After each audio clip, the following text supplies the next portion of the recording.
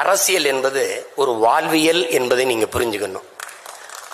அறிவியல் புவியியல் போல அது ஒரு வாழ்வியல். இன்னைக்கு ஸ்ரீஹரிகோட்டாவிலிருந்து விண்கலம் இத்தனை மணிக்கு ஏவப்படணுங்கிறது முடிவு செய்தது எது? அரசு.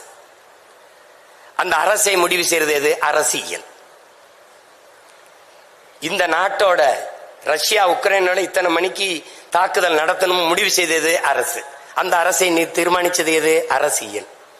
அப்ப அரசியல் என்பது ஒரு வாழ்வியல். அரசியல் வேண்டாம் என்று நீங்கள் விலகி நிற்பது என்பது வானமே இல்லாத பூமியில் வாழப்போகிறேன் என்பது எப்படிப்பட்டதோ அப்படிப்பட்ட ஒரு கருத்து. அண்ணல் காந்தியடிகள் அரசியல் என்ற எண்ணம் இல்லாதவன் மனிதனாகவே இருக்க முடியாதுன்ட்டாரு. மனிதனாகவே இருக்க முடியாதுன்ட்டாரு. லெலின் இன்னொரு மடி மேல போய் என்ன சொல்றார்? ஒவ்வொரு மனிதனின் ஒவ்வொரு வார்த்தையிலும் அரசியல் பிறக்குதுன்ட்டாரு. அது நல்லா கவனிச்சுக்கணும். பிளாட்டோ என்ன சொல்றான்? அரசியல் வேண்டாம் என்று நீ விலகி நிற்கலாம், ஆனால் அரசியல் உன்னை விட்டு ஒருபோதும் விலகாதுங்கிறான். அரிஸ்டாட்டில் என்ன சொல்றான்?